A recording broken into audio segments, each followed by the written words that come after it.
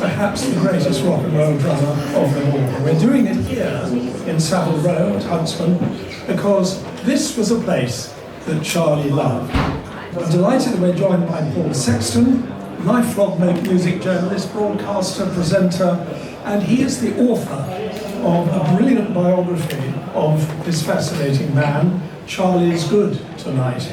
Great title. Now, Paul knew him extremely well, indeed knew all the Rolling Stones. That shines out of every page of your wonderful book. And a man who appears very much on the pages of your book, one of really Charlie's closest friends, I think from nursery school, is Dave Green. He's a wonderful musician himself, and we'll be hearing, I hope, some disreputable music stories from him. And we're also going to talk about how Charlie presented himself, because his style and dress was probably unparalleled in the music business, and that's why he had a very special relationship with this place. So we've got Dario Carnera here, who is the chief cutter at Huntsman, and he knew the man he referred to as Charles Watts-Esquire intimately from a completely different angle. He was responsible for the suits which were made here for Charlie, and Dario, I think, has a secret side. I get this from Paul's book, because he's also a rocker with his own band. It's true. I think you've got a great tale, which if we have time, we can get you to tell about the conversation you had with Charlie about Honky Tonk River, which maybe we'll hear later. But first, let's hear why Charlie was such an exceptional musician and a real innovator in rock and roll terms. Paul, you've written that it comes from the fact that Charlie's real passion was jazz, and he followed a lot of jazz icons in his play. He was, because he came to what became rock and roll from jazz, really, and rhythm and blues. Dave knows more about this than I do, but everyone always says that it just gave his style a unique swing, that it was very different to any of the guys that became his peers, you know, in the giant rock bands, whether that's Keith Moon or John Bonham, who were brilliant drummers in their own way, but they, I don't think anyone had the swing that Charlie had. The funny thing about that, one of the things I found when I was writing the book was that Keith, who used to keep diaries in those early days, which he referred to in his book, which is a fantastic book, he made a note of how they were trying to get Charlie to be in the band, because they definitely headhunted him. And talks in particular about the first couple of gigs that Charlie did, and Keith said, he's not swinging enough yet, but we'll get there. So that's quite funny. So he was looking at this work in progress, which Charlie certainly was in terms of joining this rhythm and blues band as they were in the early days. But this is something that developed over his entire career, I think, and obviously jazz was his first and last love. And maybe we'll hear later about how he managed to play jazz later. I mean, there was a time when I think he put together a 10-piece band to help Ronnie Scott's club through the financial difficulties. That one was much larger than 10, wasn't it, Dave? More than 10. It was a big band. Yes, and this man was part of it, so. Yeah. So I hand the mic over, because it's definitely his territory. Dave, who is very much a musician.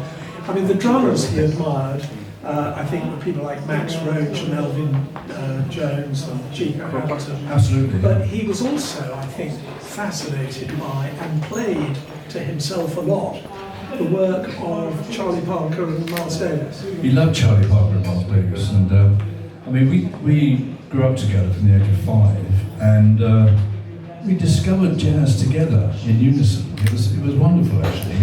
We used to go to record shops with buy 78s, I suppose, in those days. And yes, he loved Charlie Parker. Charlie Parker, I think, was his favourite of all of them, actually. What age are we talking about? Because I mean, listening to Charlie Parker is quite difficult when you're 12, 13, 14. I mean, it requires some real musical Yeah, it started off, I started off personally listening to Glenn Miller's band when I was like 11 years old on the radio. I wasn't around with the bands, but I used to listen to Radio Luxembourg as a kid, Yeah. and they used to they used to play the old Chesterfield radio shows, Lemon's Chesterfield radio shows on Radio Luxembourg on a Sunday night. And so Charlie and I grew up with that kind of big band era. We both loved Benny Goodman. So we got started at that point and then gradually discovered bebop as we got a bit older, 14, 15 years old, and started collecting Charlie Parker records. I remember he had more records than I had, and I used to go in his bedroom. We lived next door to each other. And I used to go in prefabs, prefabs in Wembley Park. And I used to go into his bedroom and he would show me his latest records. I'd buy 178, but he had LPs, for God's sake, you know. And 10-inch LPs, he had Jelly Roll Morton, he had Thaddeus Monk, and he had Charlie Parker and Dizzy Gillespie at Massey Hall, which was recorded in 1953, which is one of the famous classic concerts of bebop. And he had this record, which I'd never heard. I'd never heard Charlie Parker before. And it was Max Roach was the drummer, and we loved listening to the drum solo. And it was just a joy, you know, a joy discovering this music. So you couldn't say, I'm going to bring you back in, Paul, he was a kind of, by rock and roll terms, he was sort of musical intellectual, wasn't he? Like he was prepared to listen and build his style outside the rock and roll standard area. That's definitely true, but I think if people know about Charlie's musical taste, there's certainly people do know about jazz. They may not know quite so much about the fact that he was quite a polymath. You know, I mean, he was a big soul music fan, a massive Motown fan. Went to see the Four Tops the first time they played in London at the Savile Theatre, famous Savile Theatre, not Savile Row, in '66. Later on, he would tell me what a massive fan he was of Prince. He was quite into reggae. Nick told me how when they were making Exile on Main Street, they would have Chris Blackwell would send them packages of reggae records from Island Records. And Mick and Charlie were the only two who really cared about that. You know, the others weren't so bothered. So jazz, yes, absolutely all the time, but not just jazz.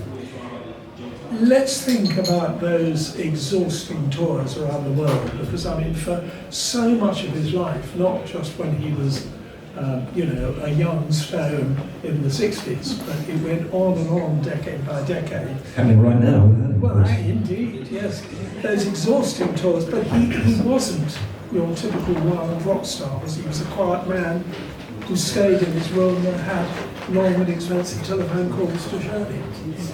He certainly did, yes, in the days in the 60s when those cost a fortune. He spent most of his money on those long distance calls. And often a loner on the road, didn't join in with the parties and, often went back to his room, would go out walking on his own all the time. Never bought into the rock and roll lifestyle in any way, really. In fact, there's one quote from somebody that says that he regarded rock and roll as a kind of paying day job, if you like, that he was quite cynical about the fact that he was the drummer for about the biggest rock and roll band in the world. He just seemed to think it was a sort of job that paid for quite a lot of bread, actually. Quite a lot of bread. Yeah, that's true. But he wasn't kind of emotional about what he did. No. Quite dismissive about it, actually. He was quite dismissive about the whole thing, really. He was looking forward to the next jazz gig. Well, let's now talk about his jazz, because we mentioned just now the 20-piece band he put together.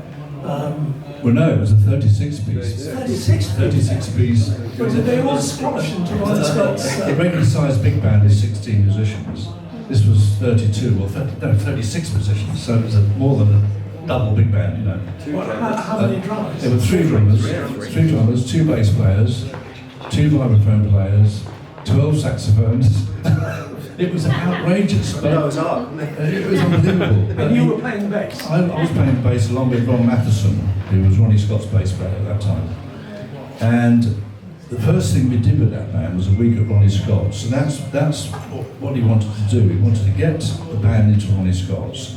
He paid us all, very handsomely, I should add, and gave the entire proceeds to the club. And of course it was packed out, Mick Jagger was coming in. all the guys were there, the place was packed, and the club got all the money, because the club was in very much a very difficult financial situation at that time, and was in danger of going, totally. So he saved the club from closing. And then from that point onwards, we did the week at Ronnie's, and then we did two tours of the States with that band, which must have cost an absolute fortune to take that band on the road. With good audiences? Yeah, superb audiences everywhere. We did the West Coast, the East Coast, and then that started him off onto his jazz project series of jazz projects. And then we did a Charlie Parker tribute gig. We did Charlie Parker with strings. Again, we went to the States with this, for all this, TV and stuff in the States. And then we did the Tempe's that you mentioned, Simon. We did 2 series at the club. I think it was 2001 and 2004. Yeah, that's right. And the last thing I did with Charlie was the boogie band. The A, B, C and D of boogie. I was the D. In the book, in Paul's book, there's actually a picture of Charlie playing alto sax. Yes, that's right, there is, yes. I mean, what sort of a saxophonist was he? I don't know. No, it was hopeless. Yeah, I think it was a bit of a photo opportunity. All right, That was the thing. That was the thing he did. He squeaked his way through the intro, and then gave the saxophone to Peter King. It was a superb saxophone. And that was the idea. You've got to remember, we're talking about somebody who didn't actually think he was a very good drummer. He was so down on himself all the time. Yeah, absolutely. Yeah. In fact, he was quite diffident, wasn't he? I mean, he didn't. Totally. He had almost an inferiority complex. Oh yeah. Yeah, and he always said he regretted never learning properly, and he had to sort That's of right. bust his way through But it. what he had was a wonderful natural feel and swing. He didn't have, he hated doing solos. He didn't want to do any drum solos at all. Just wanted to swing with the band. And he called himself a band drummer. That's what he was with the Stones and with the jazz Although bands. I think there is also a wonderful story in Paul's book when perhaps a bit of alcohol had been flowing in various directions, and Mick had referred to Charlie as the drummer in his band, and Charlie, who was up in his hotel room, got dressed in an immaculate suit, shirt and tie, and went down into the lobby of the hotel, found Mick and said, "I'm not the drummer in your band, you're the singer in my band," and then slapped him in the face. That's the polite version. Yeah, these things can get exaggerated over Yeah, I have to say that's like I think it's the greatest Chinese whispers story in rock and roll. And when it came to that point in the book, I remember saying to I was like, how am I going to handle this? Because there are so many different versions of that story. Yeah. And I said to Mick, sorry to name drop, but I did that quite a bit. I said to Mick, you know there's one thing I do have to ask you. You knew what was coming. And what we now have at the end of that was 3 different versions of that story, so I printed them all. That's the only way to do it. Well, that's the one I told is probably the funniest. It's the politest thing. But leaving aside the music and talking about Charlie's character, I mean, he was a quiet man, as we've said. He was an extraordinary collector of stuff. I mean, he had this immense collection of other musicians' drums. He had classic cars, like that wonderful Lagonda outside, although he didn't have a driving license, never driven a car. And also, of course, Shirley, his wife, had this immense and wonderful stud of Arab horses in Devon. And he never sat on a horse, but he had all the kit. Yeah. So, what do you think was? I mean, you knew him so well, Dave. What was going on in Charlie's head? Do you think? I mean, was there an element of self-parody? I have no idea. I mean, he loved the fine things. He really did, whatever it was, whether it was clothes or a rare record, a rare book. That was the way he thought. And there's a photograph that was in actually Paul's book of me playing with Charlie. in 1959 at a pub in Edgware, and Charlie looks absolutely immaculate.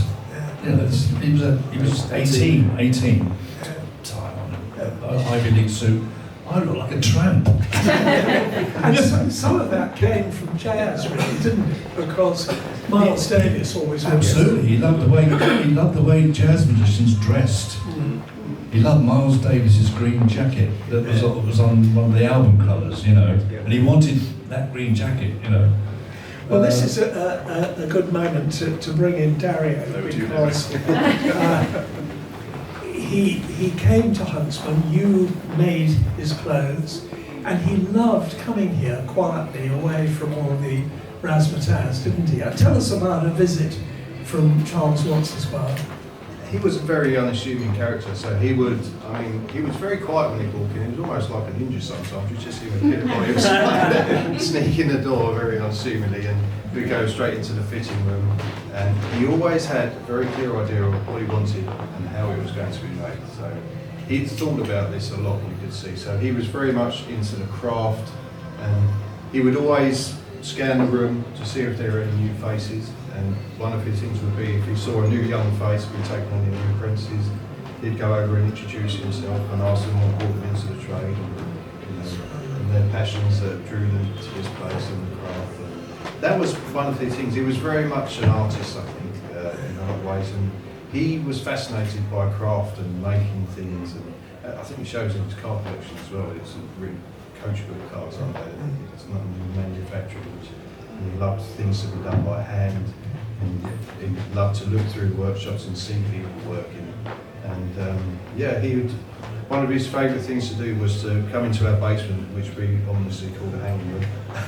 And there were loads of old fabrics that had been sitting there years, and he'd rummage through these old bolts of fabric, finding hidden vintage gems, and we'd have to lay them out and see if there was enough to make something from them.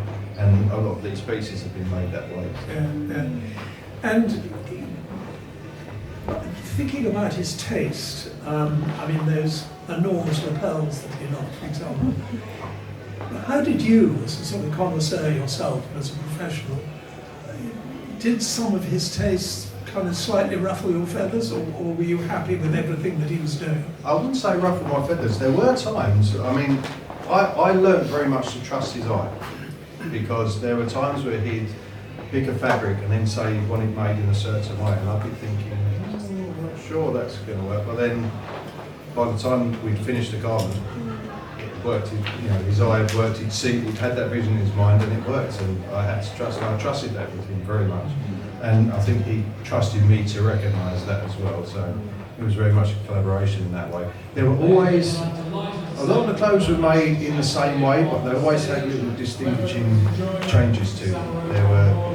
The vents would be shorter on some, we'd have single vent in some, double vent in others, different amount of buttons on the front. There'd always be slight differences and nuances to each suit that he had in his mind, that picture in his mind. And he really cared about those details? Oh yeah, very much so. Yeah, oh yeah. If we'd missed the detail, he'd point it out and we'd make it right.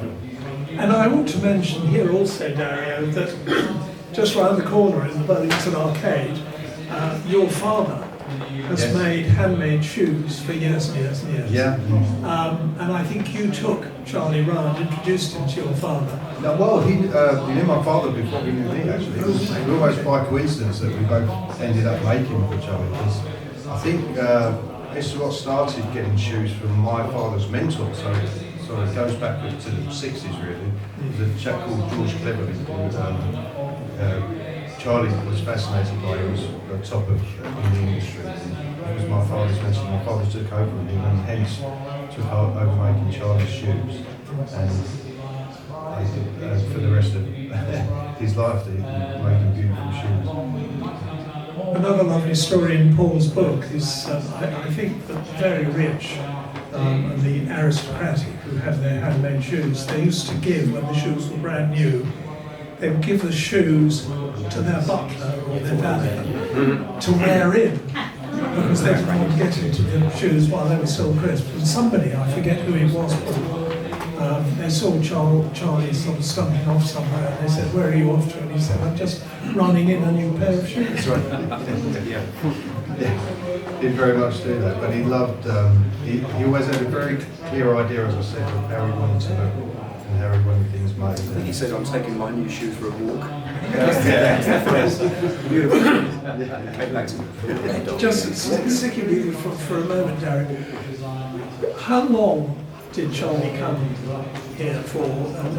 He was a customer of here before I started working here. So, yeah, so this goes probably to the 70s or 80s.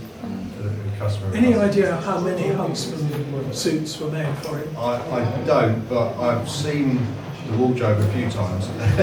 Didn't manage to count it, but the other thing, he was so nice in the fact that I think we touched on. I would call him sometime and say, "Miss Watts, I have some things ready for you. Would you like me to deliver them?" So, "Are you busy? Why don't you bring them yourself?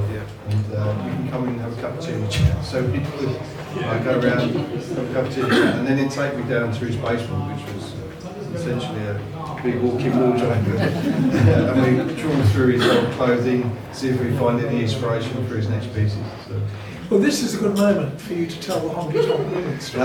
Yeah. You have your own rock band. Well, we did, yeah. We had a bit of a house band here for a while. There's a few musicians working here, so you find out a lot with sort of craft group. And I played guitar. So we thought, oh, we were going to do a Rolling Stones cover, so we came for a fitting one day.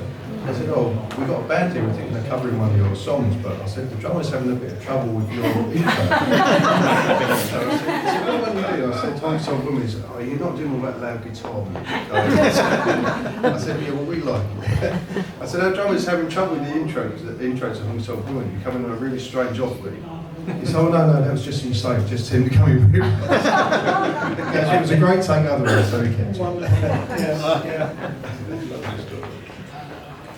From the musician's point of view, Dave, what was he actually like to play with? I mean, he is there and you're here, you're playing bass, he's playing drums. It's wonderful to play What with. was the kind of communication Well, between you? it's the time, that he laid down. He had a wonderful cymbal beat. He had one of those Chinese cymbals, swish cymbal, they call it, shh sound. And he loved a drummer called Dave Tuff, who was a wonderful big band drummer in the 30s and 40s, and he loved that style of playing, just really concentrating on the time, the swing. As I say, he didn't like doing solos, but he loved playing with the rhythm section, which included me, of course, and the piano player. That's what he loved to do. You can't really be we've talked about his character, you can't really be an introvert as a rock player on stage, can you? Well, He was. he was an introvert, yes, he was an introvert. And jazz drummers around the world loved him for that. He was playing with the biggest rock band in the world, literally in the world, and he played for the band in a very relaxed and sensitive way. He was not a rock drummer, he was a great percussionist, if you like. Yeah. He wasn't a rock drummer at all, but he played fantastic drums with the Stones. He did the gig. Yeah. But then the next night he might be playing with me somewhere, not next night, but next month. And they would play just very subtle little things, and he would play wonderful brushes, for instance. Brushes behind the bass solo. And I loved his playing, loved playing with him. He never played brushes. I don't think he ever played brushes with the Stones. Very rarely. He may have done occasionally. Yeah, but he was very subtle in so many ways. Just want to add something. I think you could tell how much of an introvert he was when it came to every night when Mick would introduce the band. Routine part of the Stones set, and he would go around, the wider band to start with, and then get to Ronnie, who would hand it up like mad, because that's lovely of Ronnie. Keith would be about to do his numbers, and then it would get to Charlie, and especially in the later years, because everybody loved Charlie so much that the adulation was incredible, and he just didn't know how to handle that, did he? Couldn't handle that. I remember one time I remember Mick said, Mick said, say something. Charlie looked completely bemused and went, hello. And of course, as the Stones grew and grew, he found himself immensely famous, which, as you've indicated, he found a bit tiresome. He also found himself immensely rich. So, well, certainly from the lad you knew in the prefab, growing up next to him, how did that change him? Didn't change him at all. Our relationship stayed the same throughout our entire lives, until he died.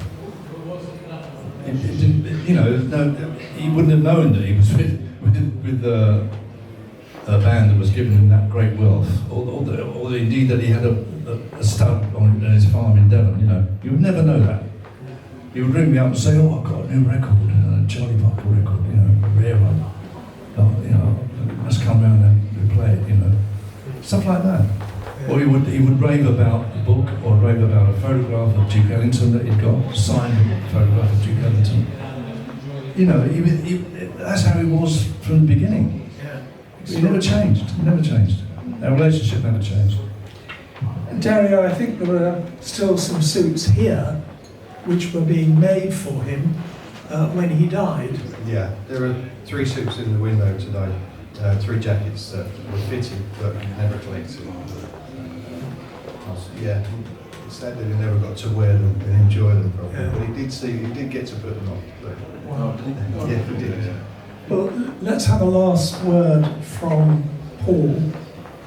With your huge knowledge of the music business, what is Charlie Watts' legacy to rock and roll and to popular music in general?